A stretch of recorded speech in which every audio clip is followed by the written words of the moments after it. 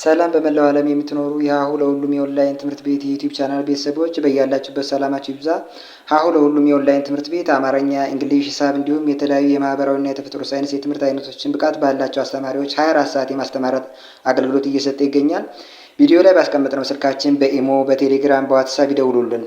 በተመቻችሁ ሰዓት የምትፈልጉትን የትምህርት አይነት እናስተምራለን።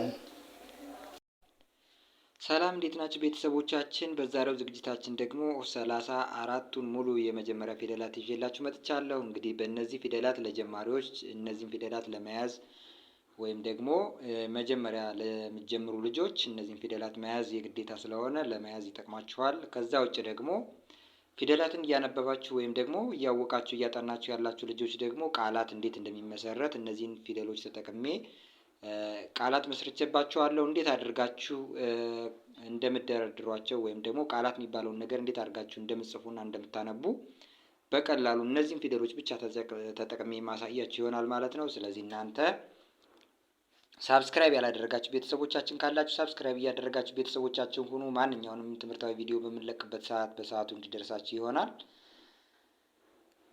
አሁን ቀጥታ እነዚህን ፊደሎች እያንዳንዳቸውን እየጠራሁ እንዲሁም ደግሞ ተደጋጋሚ ድምጽ ያላቸውንም ደግሞ እንዴት እንደምትይዟቸው አሳያችኋለሁ። እናንተ አብራችሁኝ እየጠራችሁ ድምጻቸውን ለመያዝ ሞክሩ። ሀ ለ ሀ መ ሰ ረ ሰ ሸ ቀ በ ቨ ተ ቸ ሀ ነ ኘ አ ከ ኸ አ ወ ዘ ዠ የ ደ ጀ ገ ጠ ጨ ጰ ጸ ጸ ፈ ፐ። እንግዲህ እዚህ ጋር ላይ ጸ ፈ ፐ እንደምታውቁት እንግዲህ እያንዳንዱ ፊደል 7 ቤተሰብ አለው። ምናልባት እየጀመራችሁ ያላችሁ ልጆችም ለጀማሪዎች እያንዳንዱ ፊደል 7 ቤተሰብ አለው። ያ ማለት ለምሳሌ እዚህ ጋር ቀ ቢሆን ቀ፣ ቁ፣ ቂ፣ ቃ፣ ቄ፣ ቅ፣ ቆ። አሁን በዛሬው ዝግጅት ይዤላችሁ የመጣው እነዚህን የመጀመሪያዎችን ፊደላት ነው። እነዚህን የመጀመሪያዎችን ፊደላት ከያዛችሁ በኋላ እያንዳንዳቸውን 7 ቤተሰቦቻቸውን ለመረዳት ምንም አይከብዳችሁም ማለት ምክንያቱም የመጀመሪያ ፊደሉን ከያዛችሁ በኋላ ሁለተኛ ቤተሰቡ ሊሆን የሚችለው ከመጀመሪያው ፊደል ላይ ከጎኑ ላይ አግድም መስመር መጨመር፣ ሶስተኛ ፊደል ሊሆን የሚችለው እግሩን ወደ ቀኝ በኩል ማጣመም፣ አራተኛ ፊደል እንግዲህ ባለ አንድ እግር የሆኑ ፊደላት ወደ ግራ መጣመም፣ አምስተኛ ፊደሎች እግራቸው ላይ ቀለበት መጨመር፣ 6 እንግዲህ እያንዳንዳቸው እንደ የባህሪያቸው ይለያያል። 7ኛ ቤተሰቦች ባለ አንድ እግር ወይም ደግሞ አንድ እግር አላቸው ተብለው የሚጠሩ ፊደሎች ካናታቸው ላይ ቀለበት ይኖረዋል እና ሌሎቹም አሉ። በዛ መንገድ በቀላሉ መያዝ ትችላላችሁ። ማለት አሁን በጣም ወሳኙ ነገር የመጀመሪያ ፊደላትን ካላወቃችሁ እነዚያን ቤተሰቦች ሀሁ ሀየ ሆ ለሉላ ሌሎ እያላችሁ ለመጥራት ትቸገራላችሁ ማለት ነው። ስለዚህ ለዛ ስለሚያስፈልጋችሁ እነዚህ ሙሉ 34ቱንም የአማርኛ ፊደላት የመጀመሪያዎቹን ብቻ ይዤላችሁ መጣሁ። ከዛ በተጨማሪ ደግሞ እንግዲህ እነዚህን ፊደላት ብቻ ተጠቅሜ ቢያንስ አብዛኞቻችሁ በቀላሉ መጀመሪያ ልትረዱት የምትችሉም የመጀመሪያ ፊደል ስለሆነ እነዚህን የመጀመሪያ ፊደላትን ብቻ ተጠቅሜ ቃላት የሚባለውን ነገር ለመጻፍ ለማንበብ በምን መንገድ ወይም ደግሞ እንዴት አድርጋችሁ እንደምትጽፉ እንደምታነቡ አሳያችኋለሁ ማለት ነው። እስከ መጨረሻው ተከታተሉ። በድጋሚ እንግዲህ ሀ የምትባለዋ ፊደል እንደምታዩት ወደ ላይ የተቃናች ብርጭቆ የመሰለች ፊደል ናት። የውሃ መጠጫ ብርጭቆ ወይም ምንድን ነው የሚባለው? ስለዚህ በዛ መንገድ ብቻ ወደ ላይ የተቃና ጣሳ በሉት ወይም ምንም ነገር ብቻ በምታዩት አይነት ቅርጽ ያላት ናት።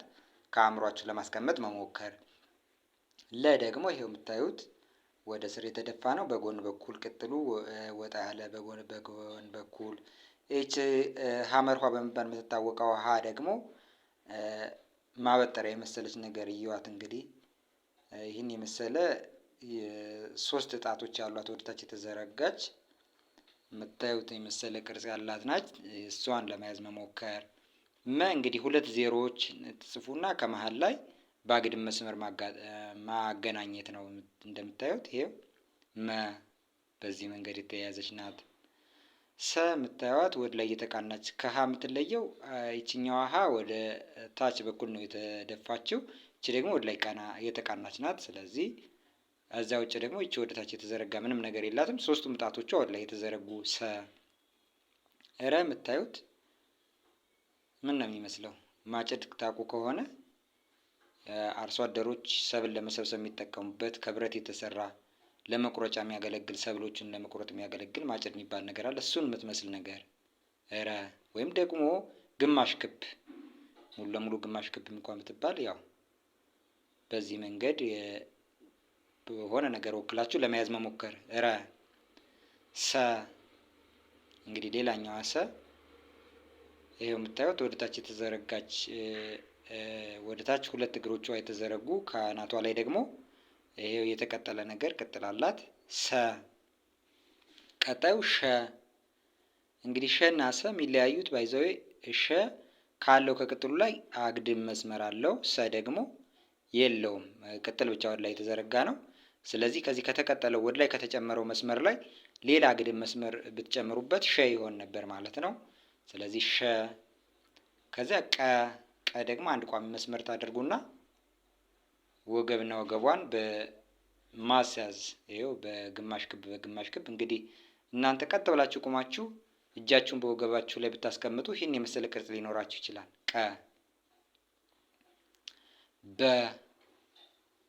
ደግሞ በሀሌታ ውሃ በመባል የምትታወቀዋ ወደ ታች ወይም ደግሞ ወደ ታች ስትደፋ ወይም ወደ ታች ስትዞር ይህን የመሰለ ቅርጽ ይኖራታል ማለት ነው። ስለዚህ ከሀና ከበ ይሄ ነው ልዩነቱ።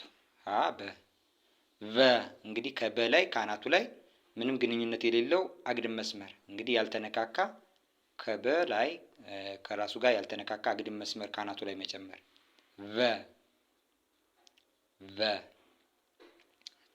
እንግዲህ አንድ ቋሚ መስመርና አንድ አግድም መስመር ማስመር። አንድ ቋሚ መስመር በእስክርቢቶቹ ከላይ ጀምራችሁ ወደ ታች ትስባላችሁ። ከዛ ከግራ ጀምራችሁ ወደ ቀኝ ብትስቡ ይህን የመሰለ ቅርጽ ያለው የሚባል ፊደል ጻፋችሁ ማለት ነው። ደግሞ ተን ትጽፉና ከዛ ካናቱ ላይ ሌላ ተጨማሪ አግድም መስመር ብትጨምሩበት ይሆናል ማለት ነው። እንግዲህ መጀመሪያ አንድ አግድም መስመር አንድ ቋሚ መስመርና አንድ አግድም መስመር ትሰራላችሁ። ከዛ ተሆነ ማለት ነው። ይህን ብላችሁ የጻፋችሁትን ተጨማሪ ሌላ አግድም መስመር ካናቱ ላይ ብትጨምሩበት ከዚህ ከተላይ ካናቱ ላይ ብትጨምሩ ይሆናል ማለት ነው። ከዚያ ሌላኛዋ 3ኛዋ ብዙሃን ውሃ በመባል የምትታወቀዋ እንግዲህ ከነ ጋር የምትለየው የምታዩት ይሄ ነው። እቺ ደግሞ ከዚህ በኩል ቅጥል አላት፣ ተጨማሪ የሆነ ነገር ትባላለች። እዚህ ጋር ላይ የሆነ ተጨማሪ ቅጽል ነገር አላት። እቺ ደግሞ ባዶ ነች። እቺ ትባላለች። እቺ ደግሞ ነን ትጽፉና ካናቷ ላይ አግድም መስመር መጨመር ትባላለች። እንግዲህ አግድም መስመር ብትጨምሩባት ይቺ ነው የምትባል። ያዙ። በድጋሚ እየደጋገሙ እየጠራሁላችሁ ያለ በተለይ ፊደላትን ለመያዝ እየጣራችሁ እየጀመራችሁ ያላችሁ ልጆች በቀላሉ ይህንን ለመያዝ እንዲጠቅማችሁ እያስቤ ነው። ከዛ ይቺ ደግሞ ይቺ እንግዲህ ነን የምትመስል ተጽፋ ከዛ በጎኗ በኩል ደግሞ ሌላ እግር ተጨማሪ እግር አንድ እግር ነበረች፣ እቺ 2 እግር ሆነች ማለት ነው። እቺ ደግሞ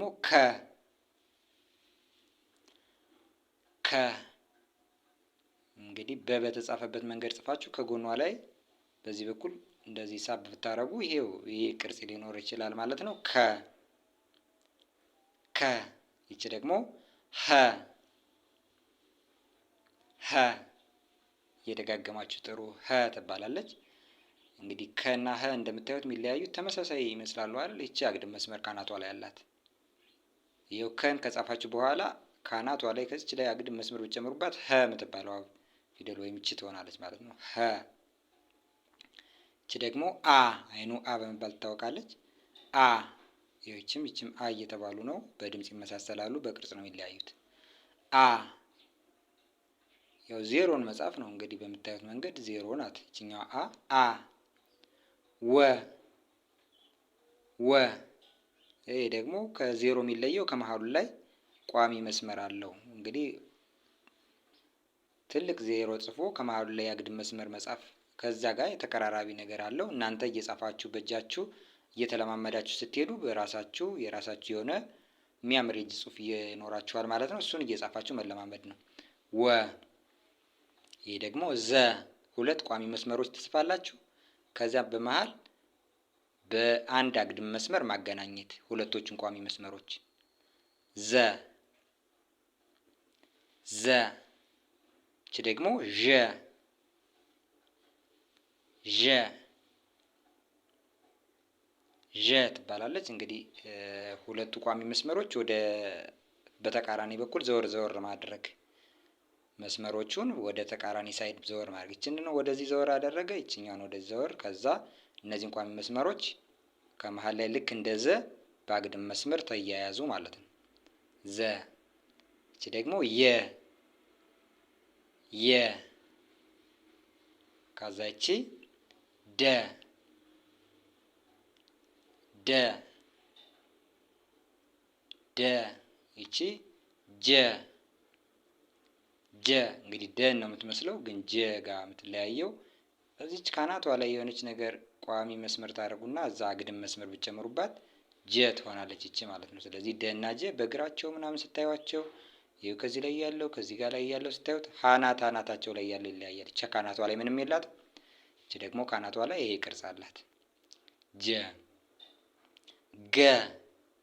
ገ እንግዲህ ምርኩዝ የመሰለች ነገር ከአንገቷ ደፋ ያለች ገ ቋሚ መስመር ከላይ ካናቷ ላይ ወደ ታች ዘወር ማድረግ ከዘራ በመባል የሚታወቀው ብዙ ጊዜ ለምርኩዝነት የሚያገለግለው እሱን የመሰለች ነገር ነች። ገ። ጠ። ጠ እንግዲህ ሶስት ጣቶች ወደ ታች የተዘረጉ ምንም ካናቷ ላይ ከዚህ በላይ በኩል ምንም የተቀጠለ ነገር የሌላት ጠ። ጠ እንግዲህ እንደምታዩት ሀ ካናቷ ላይ ተጨማሪ ነገር አላት። እቺ ምንም የላትም። ይኸው ልዩነታቸውን ለማያያዝ መሞከር ምን አይነት ግንኙነት እንዳላቸው ጠ። ምክንያቱም በቀላሉ ከአእምሯችሁ ላይ እንዲቀመጥ ይሆናል። ፊደሎቹን አንዱን ከአንዱ እያስተያያችሁ ምን ልዩነት እንዳላቸው ምናምን ስትረዱ በቀላሉ ለመያዝ ይጠቅማችኋል። ጠ። እቺ ደግሞ ጨ። ጨ እንግዲህ ጠን ጥፋችሁ ከግራ እግራቸው ላይ ቀለበት ብትጨምሩበት ከሙሎችም ላይ ከሶስቱም እግሮች ላይ ጨ ይሆናል ማለት ነው። ጨ። ስለዚህ ይህ ጠ ከእግሩ ላይ ቀለበት የለውም። እቺ ደግሞ ከእግራቸው ላይ ከሶስቱም እግሮቿ ላይ ቀለበት ወይም ቁልፍ ነገር አላት። ጨ። እቺ ደግሞ ጰ። ጰ ትባላለች። የምታዩት በዚህኛዋ ጸ ወይም ሪባን የመሰለች ነገር ትጽፉና ካናቷ ላይ ወደ ላይ ቅጥል ነገር መጨመር፣ ሌላ ቋሚ መስመር ነገር መጨመር። ጰ። እቺ ደግሞ ጸ። እንግዲህ እቺ ካናቷ ላይ ምንም የላትም። ሪባን ነው የምትመስለው፣ ግን ትለያለች። ካናቷ ላይ ከጰ የምትለየው ምንም የላትም፣ ባዶ ነች። ጰ። እቺ ደግሞ እቺ ጰ እቺ ጸ የሚለያዩት በዚህ ነው። እቺን ጸ ትላላችሁ፣ እቺን ጰ። ጸ ያው ይችም ጸ ነው የምትባል። ጸ እንግዲህ ከአጋ እንኳ ከዚህኛው አጋ እንኳ ብታስተያዩት እቺኛዋ ከመሃሏ ላይ አግድም መስመር ምንም ነገር የላትም፣ ዜሮ ነች፣ ባዶ። እቺ ደግሞ ዜሮ ትጻፍና ከመሃሏ ላይ አግድም መስመር። ከወጋ ደግሞ የወ ቋሚ መስመር ነው። እቺ በአግድም መስመር ተያያዘችው። በቅርጽም ያው በራሳቸው ይለያያሉ፣ ባይዘው መከፈላቸው ብቻ ሳይሆን። ስለዚህ ይህን ታስተያያላችሁ። ጸ። አዛች ፈ። ፈ እቺ ደግሞ ፐ ትባላለች። እንግዲህ አንድ ቋሚ መስመር ትጽፉና ካናቷ ላይ አግድም መስመር መጨመር ፐ። ስለዚህ እነዚህም ፊደሎች ሙሉ 34ቱ ፊደሎች የመጀመሪያዎቹ ፊደሎች ናቸው። እያንዳንዳቸው እንግዲህ 7 ቤተሰቦች በጎን በጎን ይኖራቸዋል። እኔ ግን ያመጣሁላችሁ የመጀመሪያዎቹን ብቻ ነው። አሁን ከዚህ ጋር ለምሳሌ የተደጋገመ ድምፅ አለ። ሀ ለምሳሌ እቺ ሀሌታ ውሃ፣ እዚህ ጋር ሀመር ውሃ በመባል የምትታወቀው ሀ፣ ከዚህ ጋር ደግሞ ብዙሃን ውሃ በመባል የምትታወቀው ሀ። ስለዚህ 3 ሀ የሚባል ፊደል አየን ማለት ነው። ሀ ሀ ሀ። ስለዚህ ስንት ሀ የሚባል ፊደል አለ ማለት ነው? 3። እንግዲህ ሌሎቹ አንዳንድ ሊኖራቸው ይችላል። ይቺ ሀ፣ 3ቱም ሀ በመባል ይታወቃሉ። ሌላ ሰ፣ 2 ሰ የሚባሉ ፊደሎች እዚህ ጋር አሉ። ይቺም ሰ ነው የምትባለው። ይቺም ሰ፣ ንጉሱ ሰ፣ እሳቱ ሰ በመባል ይታወቃሉ። ሰ። ይኸው ይቺም ሰ ናት። ይቺም ሰ። ከዛ አ ይኸው ይቺ አልፋው አ፣ ይቺ ደግሞ አይኑ አ በመባል ይታወቃሉ። ይኸው 3ቱም 2ቶችም አ ነው የሚባሉ። ይቺም አ ነው የምትባለው። ይቺም አ። እንግዲህ እንደምታዩት በድምፅ 2ቱም በተመሳሳይ ናቸው። ምንም የሚለያያቸው ድምፅ የለም። ልዩነት የላቸውም ድምፃቸው ላይ። 2ቱም በተመሳሳይ ድምፅ ይጠራሉ። አ። ከዚያ ጸ። ይቺም ጸ ትባላለች። ይቺም ጸ ትባላለች። ስለዚህ 2 ጸ የሚባሉ ፊደሎች አገኘን። ሌሎቹ ለ፣ መ፣ ረ፣ ሌሎቹ ቀ፣ በ፣ ቨ፣ ተ፣ ቸ እና ሌሎቹም ስትሄዱ ከነዚህ ከነገርኳቸው ፊደሎች ውጭ ያሉት አንዳንድ ብቻ ነው ያላቸው። የተደጋገመ ሌላ ድምፅ በቅርጽ የሚለያይ በድምፅ የሚመሳሰላቸው ሌላ ፊደል የለም። ስለዚህ ብዙ ጊዜ ስታነቡ ያው እኔ ማላቀው ሌላ መኖሮ ሊሆን ይችላል፣ እኔ ማላቀው ሌላ ለኑሮ ሊኖር ይችላል ብላችሁ ቅርጹን በስርዓት ሳትይዙት ከእናንተ አእምሮ ውጭ ወይም ደግሞ ያልያዛችሁት ፊደል ሲመጣ ግራ ልትጋቡ አይገባም። ሊደጋገም የሚችለው ፊደል ሀ ወይም ደግሞ ሰ ወይም አ ወይም ደግሞ ጸ ነው የሚሆነው ማለት ነው። ያ ማለት ጸ የሚባሉ 2 ፊደሎች ስላሉ በድምፅ የሚመሳሰሉ በቅርጽ የሚለያዩ፣ አ የሚባሉ 2 ፊደሎች ስላሉ በቅርጽ እንደምታዩቸው የሚለያዩ በድምፅ የሚመሳሰሉ፣ ሰ የሚባሉ 2 ፊደሎች ስላሉ በቅርጽ የሚለያዩ በድምፅ ግን የሚመሳሰሉ፣ ሀ የሚባሉ ደግሞ 3 ፊደሎች ስላሉ እንደምታዩቸው በቅርጽ ይለያያሉ በድምፅ ደግሞ የሚመሳሰሉ ማለት ነው። ከዚህ ውጭ ያሉት ፊደሎች አንዳንድ ድምፅ እና አንዳንድ ቅርጽ ብቻ ነው ያላቸው። ያ ማለት ቀ የሚባል አንድ ድምፅ ያለው ቀ የሚባል ፊደል እና በቅርጽም ይሄ ብቻ ነው ሊኖር የሚችለው፣ ሌላ ቀ የሚባል አይኖርም። እና ሌሎቹም እያንዳንዳቸው ብናያቸው አንዳንድ ድምፅና አንዳንድ ቅርጽ ብቻ ነው ያላቸው ማለት ነው። አሁን እነዚህን ተጠቅሜ ቃላትን ለማንበብ እየተቸገራችሁ ያላችሁ ልጆች ፊደላትን በዚህ መንገድ በቀላሉ ቅርጻቸውንና ድምፃቸውን ይዛችሁ ግን እንደዚህ ቃላትን ፊደላትን በስርዓት ደርድሮ ለመጻፍና ለማንበብ የምትቸገሩ ልጆች ደግሞ እንዴት አድርጋችሁ የምትፈልጉትን ቃል ለመጻፍ እንደምትጠቀሙ ላሳያችሁ። አሁን ለምሳሌ እኔ ለበሰ ብዬ መጻፍ ፈለጉ። እንግዲህ ለበሰ ስል ለበሰ ከአእምሮዬ ላይ ያለው ማለት ከአንደበቴ ላይ ያለውን ቃል በስርዓት መደርደር። ለመጀመሪያ ስናገር ካፌ ውስጥ የሚወጣው የመጀመሪያው ማን ነው? ለ። ቀጥሎ በ። ቀጥሎ ማን ነው? ሰ። ስለዚህ እነዚህን ፊደሎች ለ፣ ከዚያ በ፣ ከዛ ሰ፣ እነዚህም በስርዓት በቅደም ተከተል በዚህ መንገድ አስቀምጣቸዋለሁ።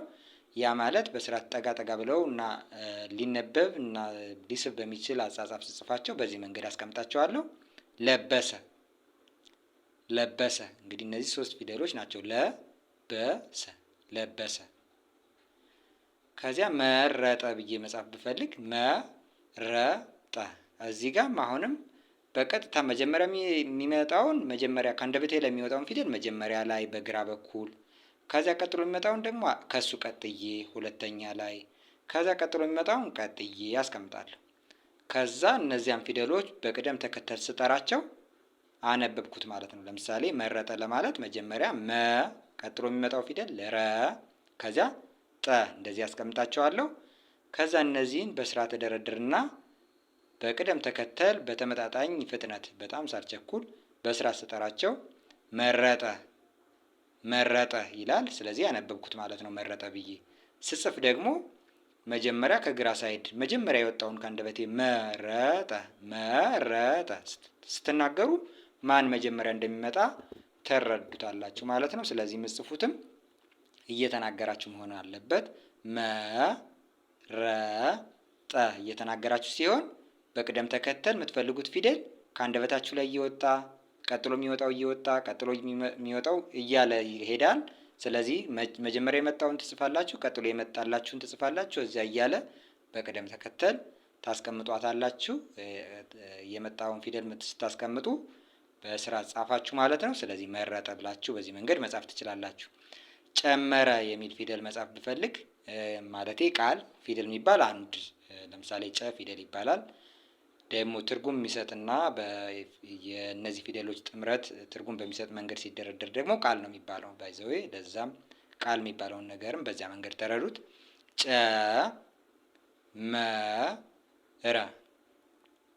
ጨመረ።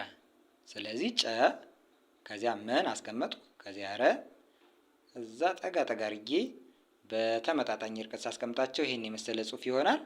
ጨመረ የሚል ጽሑፍ ሆነ ማለት ነው። ከፈለ ብዬ ለመጻፍ ብፈልግ እኔ ከፈለ ብዬ ለመጻፍ ብፈልግ መጀመሪያ ላይ ማን ነው የሚመጣው?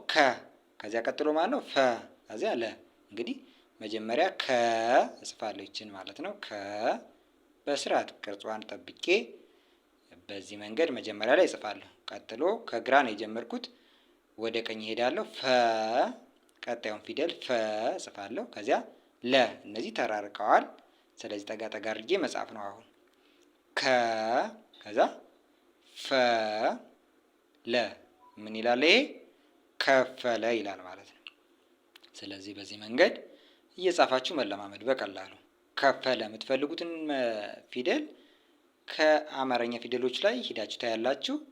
ከዛ መጀመሪያ ከአንደበታችሁ ላይ ያለውን መጀመሪያ ላይ በግራ ጠርዝ ትጀምሩና ወደ ቀኝ እየጻፋችሁ በቅደም ተከተላቸው መሰረት ከአንደበታችሁ ላይ በሚወጣው መንገድ በሱ መንገድ መደርደር። ነገረ ብዬ መጻፍ ብፈልግ መጀመሪያ ነ ነው። ከዚያ ገረ ነገረ ሲወጣ መጀመሪያ ነን እጠራለሁ። ከዚያ ቀጥሎ ገን ነው የምጠራው። ከዚያ ረ። ስለዚህ መጀመሪያ የምጠራውን መጀመሪያ በአንደበቴ የምጠራውን ፊደል መጀመሪያ ላይ አስቀምጣለሁ። ቀጥሎ የሚጠራውን ፊደል ቀጥሎ አስቀምጣለሁ። ቀጥሎ የሚጠራውን ቀጥሎ እያለ ብዙ ፊደል ደርድሬ የምናገርም ከሆነ በቅደም ተከተላቸው መሰረት ከግራ ሳይድ ጀምሬ ወይም ከግራ ጠርዝ ላይ ጀምሬ ወደ ቀኝ እየጻፍኩ እሄዳለሁ። ነገረ። ስለዚህ እነዚህ የተራርቀዋል። ጠጋ ተብለው ሲጻፉ በዚህ መንገድ ይሆናል። ነገረ የሚል ቃል ተጻፈ ማለት ነው። ከዚያ ሰቀለ። እንግዲህ ባንዲራ ወይም ሰንደቅ ዓላማ ሰቀለ ወይም ሌላ ነገር ሰቀለ፣ ጃኬቱን ሰቀለ ወይም ሌላ ነገር ብለን መጻፍ ብንፈልግ ሰቀለ የሚለውን ቃል መጻፍ ከፈለግኩኝ ይኸው መጀመሪያ ከዚያ ቀ ከዚያ ለ ነው አይደል የሚለው ሰቀለ። ስለዚህ በዚያ መንገድ ከግራ በኩል ጀመርኩ፣ ቀጥሎ ለ፣ ከዛ ምን ይላል? በጠጋ አድርጌ በተመጣጣኝ ርቀት ጽፋቸው ይሄን ይሆናል። ሰቀለ ይላል። ሰቀለ። ስለዚህ በዚህ መንገድ በቀላሉ ጻፍኳቸው ማለት ነው። ተመኘ ብዬ ስጽፍ አሁን ተመኘ የሚለው ተመኘ ቅደም ተከተላቸውን ልክ በምናገርበት መንገድ አሁን ተመኘ የሚለውን መኘተ ምናምን ሌላ ነገር ብለው የምናገረው ነገር ትርጉም አይኖረውም ማለት ነው። ልክ የምናገረውን ነገር ቅደም ተከተል ስዘበራርቀው ወይም ሳቀያይረው ትርጉም እንደማይኖረው ሁሉ ምጽፈውን ነገርም ቢሆን ቅደም ተከተሉን ካቀያየርኩትኝ ትርጉም ያለው ጽሑፍ አልጽፍም ማለት ነው። ስለዚህ በዚያ መንገድ በምናገርበት ቅደም ተከተል ስጽፍም በዚያ ቅደም ተከተል ከግራ ጠርዝ ጀምሬ ወደ ቀኝ እየጻፍኩ መሄድ። ተመኘ። ስለዚህ ተን ጻፍኩ መጀመሪያ፣ ቀጥሎ መን፣ ከዚያ ኘን ምን ይላል? ተመኘ። እዚህ ጋር ላይ ተመቸ ነው የሚለው። ቸ ናት እንግዲህ እናንተ። ስለዚህ በቸ ቦታ ኘን ማድረግ፣ ቸን ማንሳት። በዚያ መንገድ መጽፉትን ጽሑፍ በትክክል መጻፍ ትችላላችሁ። እሺ ከዛ ጸደቀ ጸደቀ ብዬ መጻፍ ፈለኩኝ። ጸደቀ። አሁን ጸደቀ የሚለውን መጀመሪያ ጸን እንጽፋለሁ፣ ከዚያ ደን፣ ከዚያ ቀን። ያው ስናገርም ይሄ ስለሆነ በቅደም ተከተል እየተናገርኩት ያለ ፊደል እየጠራሁት ያለ ፊደል ስናገር እሱ ስለሆነ በቅደም ተከተሉ መሰረት በስርዓት መደርደር። ጸደቀ።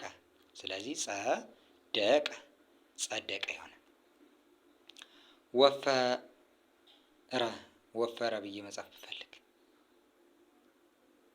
ስለዚህ እዚህ ጋር ላይ ለምሳሌ ሰ ይላል። አቀያየርኩት አይደል? ወፈሰ ይላል። ልክ አይደለም። ምክንያቱም ከአንደበቴ ላይ ያለውን ፊደል ስላልጻፍኩ ከቃሉ ላይ እኔ የምናገረውን ቃል አይደለም የጻፍኩት አይደል? እንደዚህ ከቀያየራችሁት ትርጉም አይኖረውም። ስለዚህ ከዚህ ጋር ላይ ለምሳሌ ወፈረ በዚህ መንገድ ነበር መጻፍ የተፈለገው አይደል? እዚህ ጋር ሰገባ። ስለዚህ ይሄኛው ላይ እዚህ ላይ የተደረደረው ትርጉም አይኖረውም። እናንተም በዛ መንገድ ነው ከዘበራረቃችሁት ከቀያየራችሁት ትርጉም አይኖረውም እላችሁ። ስለዚህ ይህች ሰ ትጠፋና ከዚህ ጋር ላይ ረ መሆን አለባት። ወፈረ ወፈረ። ስለዚህ ይህች ሰ አታስፈልግም ማለት ነው። እዛ እነዚህን በቅደም ተከተል ይችን ረ አደርግና እንደዚህ አድርጌ ስጽፈው ምን ይላል? ወፈረ ይላል ማለት ነው። ከዚህ ላይ ለምሳሌ ተመኘ ይላል አይደል? ይህን ተመኘ እናንተ ተመቸ ብላችሁ ብጽፉት የምትፈልጉትን አይደለም የጻፋችሁት፣ ሌላ ትርጉም ያለው ተመቸ የሚል ሌላ ነገር ነው ያወራችሁት፣ የፈለጋችሁትን አይደለም ማለት ነው። ስለዚህ ከአንደበታችሁ ላይ የሚወጣውን ፊደል ቅደም ተከተሉን ጠብቃችሁ የፊደሉን ቅርጽ ትክክል አውቃችሁ ራሱን ከጻፋችሁት ብቻ የምትፈልጉትን ጽሑፍ ትጽፋላችሁ። ለምሳሌ እዚህ ጋር ላይ ተመኘ ብዬ መናገር ፈልጌ ይህን መጻፍ ፈልጌ ተመቸ ተመቸ ብዬ ብጽፍ ይሄው በኘ ቦታ ቸን ተካው። ስለዚህ ቸ መሆን የለባትም። እዚህ ጋር ላይ ምንድን ነው መሆን ያለበት ማለት ነው? ኘ መሆን አለባት ማለት ነው። ስለዚህ በዛ መንገድ በቀላሉ በቅደም ተከተል የፊደላትን ቅርጽና ድምፅ ጠብቆ በመደርደር ከግራ ወደ ቀኝ ቃላትን መጻፍ ይቻላል። ከዛ ውጭ እንደዚህ እየተለማመዳችሁ እያስቸገራችሁ ያላችሁ ልጆች ደግሞ ሀሁ ለሁሉም የኦንላይን ትምህርት ቤት 24 ሰዓት ክፍት ነው። በማንኛውም ሰዓት እናንተ በሚመቻችሁ ሰዓት እንድትማሩ ሁኔታዎችን ስለምናመቻችላችሁ ታች ቪዲዮ ጠርዝ ላይ በተቀመጠ ስልካችን በኢሞ፣ በዋትሳፕ፣ በቴሌግራም በማንኛውም ሰዓት ቮይስ አስቀምጡልን ወይም ደግሞ ደውሉልን፣ ቴክስት ጻፉልን። እንግዲህና በዛን ሰዓት እኛ ስልካችሁን አንስተን የሚመቻችሁን ሰዓት መርጣችሁ እንድትማሩ እናናግራችኋለን። በሚመቻችሁ ሰዓት እንድትማሩ ይሆናል ማለት ነው። በተረፍ በሌላ ትምህርታዊ ዝግጅታችን እስከምንገናኝ ሰላም ሁኑ።